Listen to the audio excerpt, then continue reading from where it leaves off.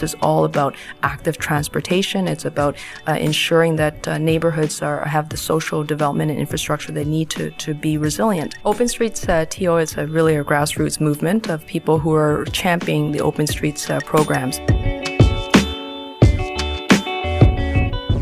That is City of Toronto Councillor Kristyn Wong Tam, and this is Tiny Conversations.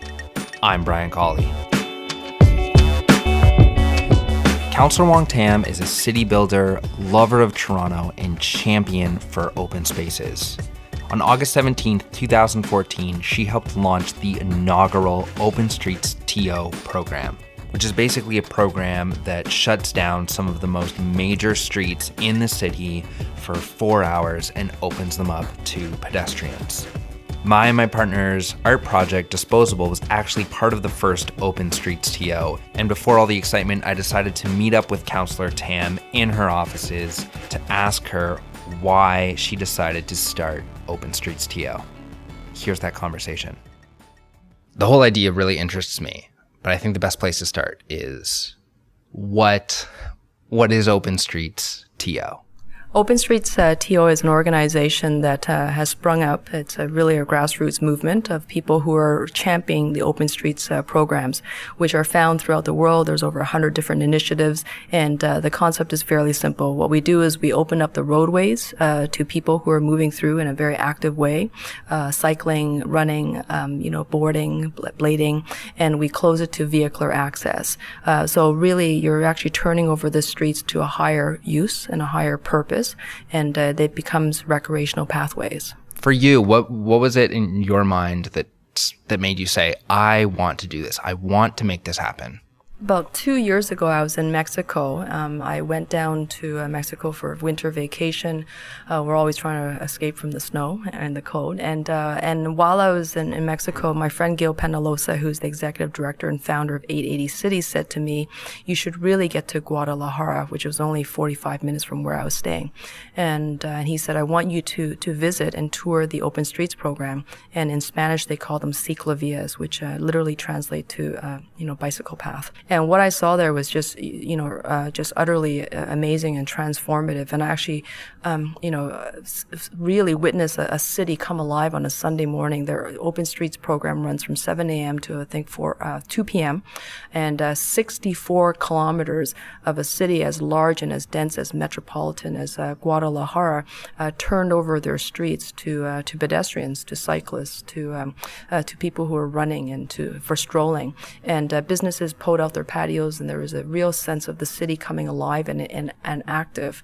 And I rode 64 kilometers that day with a few other tour guides, and I just thought, wow, I saw people who were young and old, large, obese to small frame people, varying abilities. Everybody wore a smile on their faces, and what was really striking to me was the fact that families came out and neighbors came out and they talked to each other.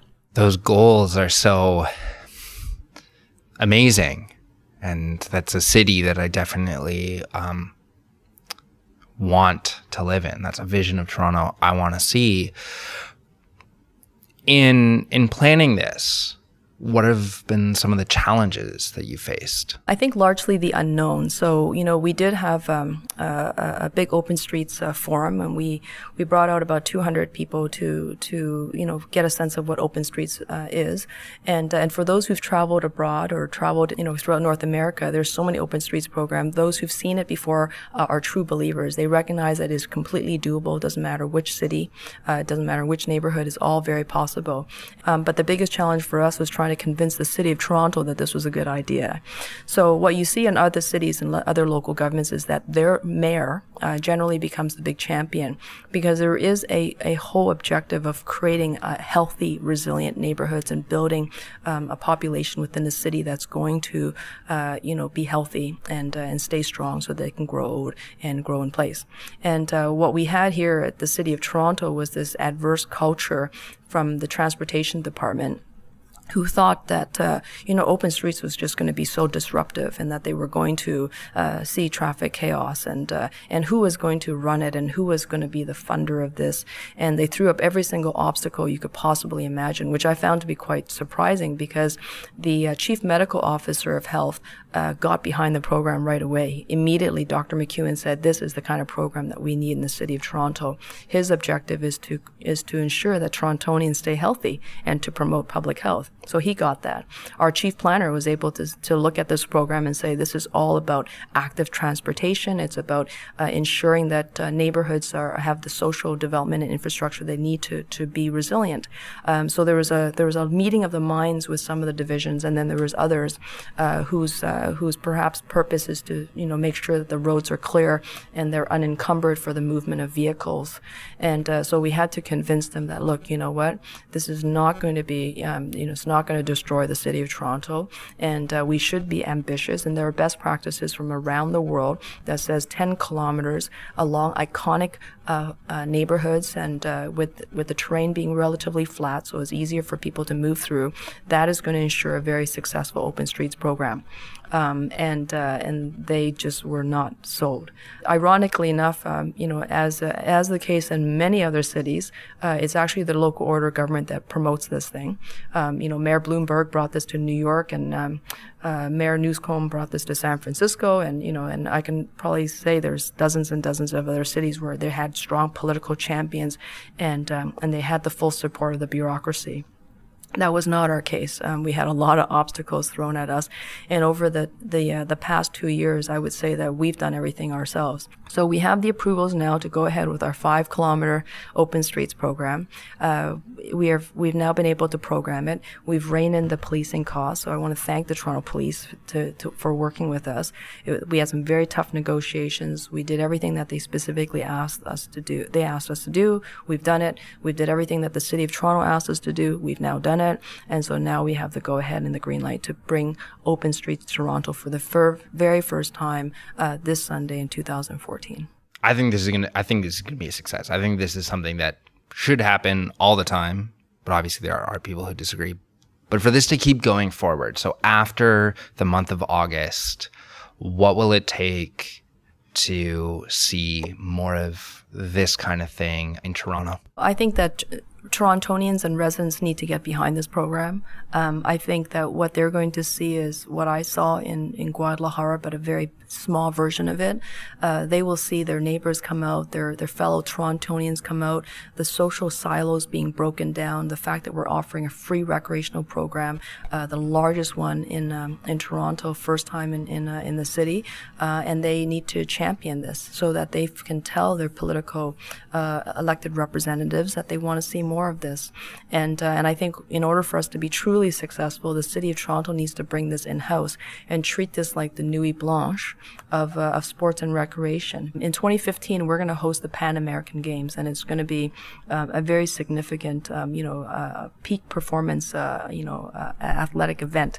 And what we'll see is the city and the province talk about hard infrastructure legacy, direct links to the airport from Union Station. They're going to talk about the Velodrome for cycling in Milton, the aquatic center in, Scarborough. That's all fine and dandy, but you're not going to have the people's legacy. And the people's legacy is a legacy where people get excited about the games. There's a sense of civic pride and there's a sense of love for the city, because they hosted the Pan American Parapan Games. Very similar to what Vancouver did for themselves to host the Olympics. They had to engage their citizenship, their citizenry, and we haven't done that with the Pan American Games. And until they do, I fear that it's going to fall flat on itself, because if the residents aren't supportive of the Pan American Games, then how can they get behind any other major program? I know you've talked a lot about how Open Streets TO would benefit citizens and the city. And what I'm wondering is, on a personal level, what does the importance of this program mean to you? I love the city of Toronto. I'd say it's my first love. I love Toronto.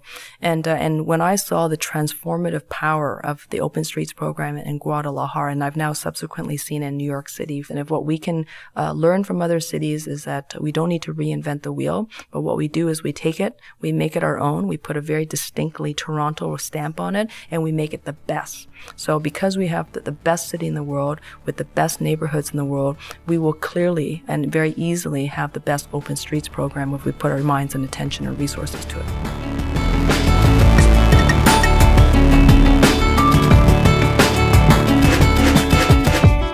If you want to learn more about Open Streets TO and the amazing work being done by creating pedestrian spaces in urban centers, head to openstreetsto.org.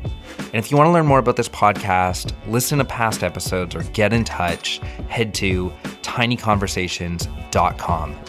Our theme music is by Broke for Free, and I tweet at Brian Colley. Thanks for listening.